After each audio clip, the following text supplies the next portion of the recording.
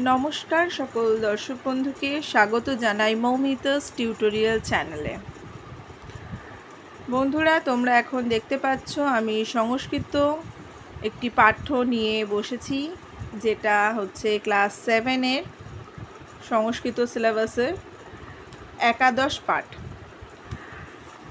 আজকে আমরা যেটা পড়ব সেটা হলো মূর্খ বায়স কথা।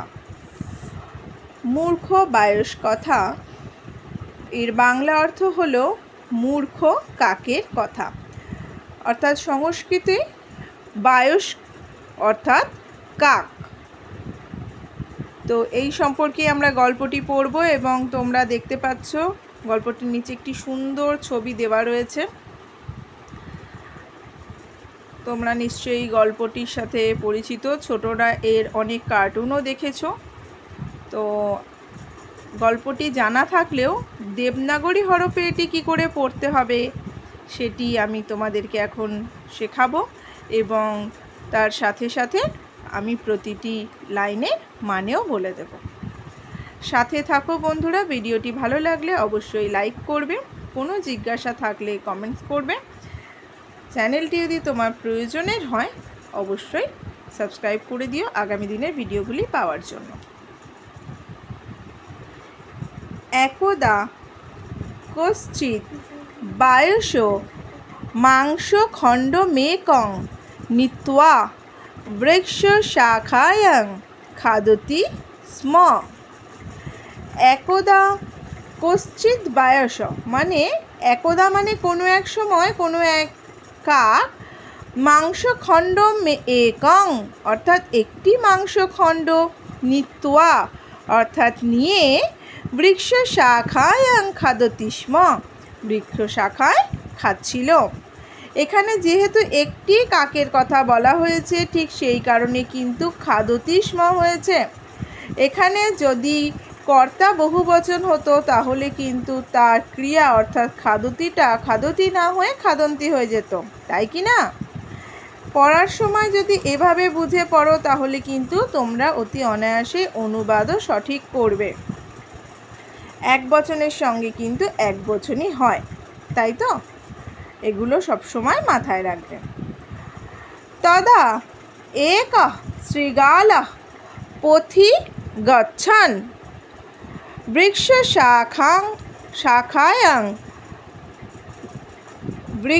শাখায়াং বায়সস্য মুখে মাংসখণ্ডং দৃष्ट्वा লুব্ধঃ জাতঃ।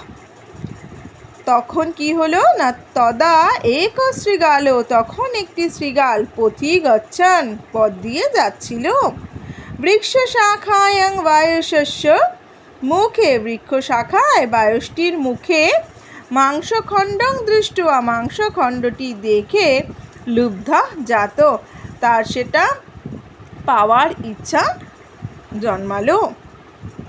সমনসি অচিন্তয়ৎ অহো ইদং সুললিতং মাংসখণ্ডং কেনাপ্যুপায়েন অহং খাদিষ্যামি।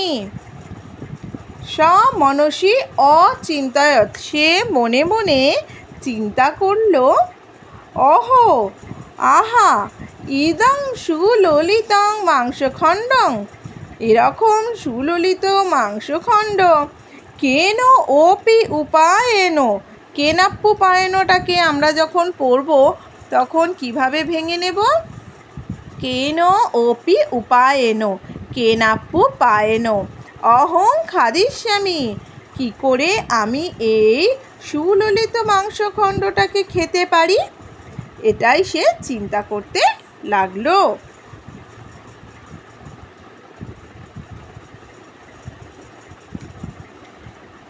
নেক্সট প্যারা। ইত্তা লোচ্চ স শৃগালঃ অবদৎ সখে তম অতীব সুন্দরঃ সুগায়কশ্চ সম্প্রতি গীতমেকং কুরু। এখানে গীতমেকং আছে তো এখানে কিন্তু আমরা ভাগ করে বলবো গীতম একং কুরু। তাহলে এখানে আমরা কি শুনছি না ইত্তালচ্চ স শৃগাল অবদৎ, অর্থাৎ এটা আলোচনা করে শৃগালটি কি বলল কাকটিকে, সখে অর্থাৎ সখা বন্ধু, তম অতীব সুন্দর, তুমি খুবই সুন্দর, সুগায়কশ্চ এবং সুগায়কও, অর্থাৎ সুন্দর এবং সুগায়কও, তারপর কিন্তু চ আছে। আর এখানে যে তালবেশ চয়টা আছে এটা কেন হলো বলো তো, এটার শেষে গায়ক এখানে বিসর্গ ছিল, তো বিসর্গ এবং চ এই দুটো যুক্ত হয়ে গিয়ে কি হয়ে গেল সুগায়ক চ যুক্ত চ, তো সেখানে হয়ে গেল সুগায়কশ্চ। ঠিক আছে, তাহলে বিসর্গ এবং চ যোগ হয়ে কিন্তু তালবেশ চয় হয়ে গেল। এবং আমি বলেছি চ মানে এবং, চ আমরা আমাদের যা যা বক্তব্য রয়েছে সমস্তটা বলার শেষে চটা ব্যবহার করব। তো এখানে সুন্দর আর সুগায়ক বলছে, তাই এই দুটোর শেষে আমি চ ব্যবহার করলাম। সম্প্রতি গীতম একং কুরু, তাহলে তুমি এখন আমার জন্য একটি গান করো।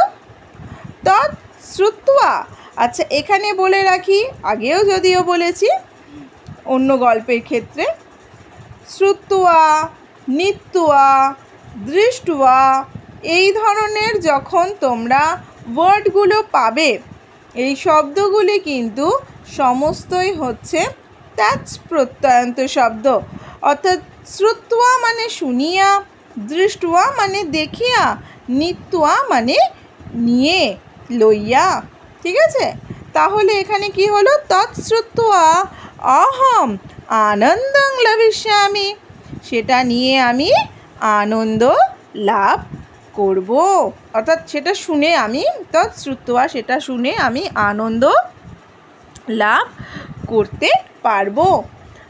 তো আমরা সাধারণভাবে জানি কোনো মানুষকে আমরা যদি প্রশংসা করি তাহলে মানুষটি কিন্তু একদম আনন্দে রগমগ হয়ে আমাদের যা আমরা বলি সেই মতো কাজ করে দেয়, স্বাভাবিক, এটা প্রত্যেকেই জানি। ঠিক এইখানেও কিন্তু গল্পে আমরা সেটাই দেখছি যে কাকটির মুখ থেকে মাংসটি পাওয়ার আকাঙ্ক্ষায় বা লোভে শিয়ালটি কিন্তু কি করলো কাকটিকে, কাক যে সুন্দর নয় আমরা তো সবাই জানি, তারপরেও কিন্তু কাককে সে সুন্দর বলল, এবং কাকটি যখন গায়ক নয় আমরা সেটাও জানি, সেক্ষেত্রেও কিন্তু কাকের ওই কা কা স্বরকেও সে বলল যে কাক খুব সুগায়ক, যে কারণে তার জন্য অর্থাৎ শৃগালটির জন্য যদি কাকটি একটি গান গায় তাহলে সে আনন্দ উপভোগ করতে পারে, আনন্দ লাভ করতে পারে। এরপর কি হলো চলো দেখি বন্ধুরা।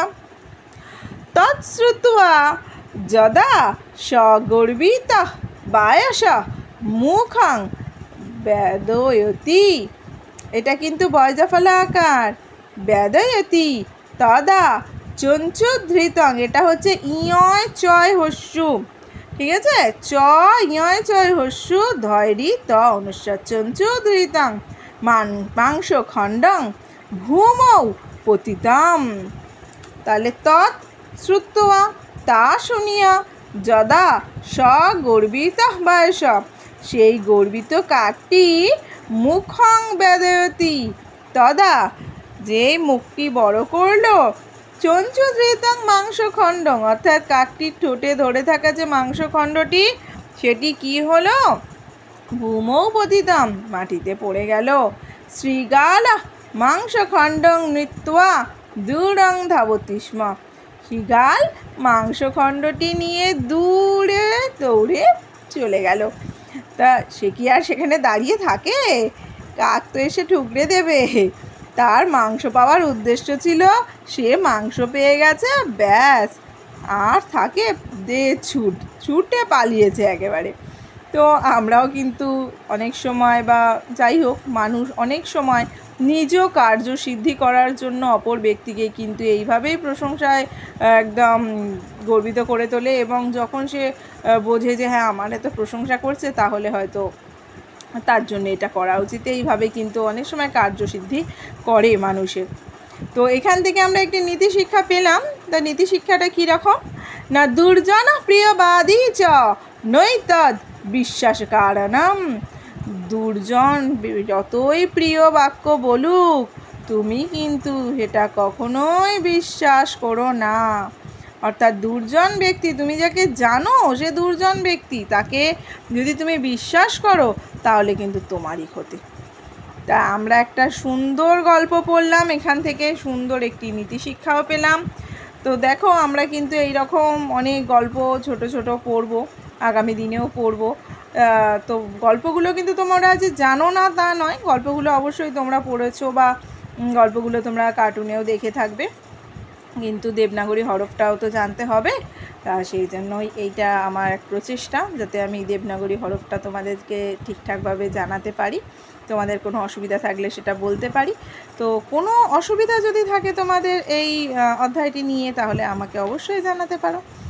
আর ভালো থেকো সকলে, অনেক বড় হও, ভালোভাবে পড়াশোনা করো।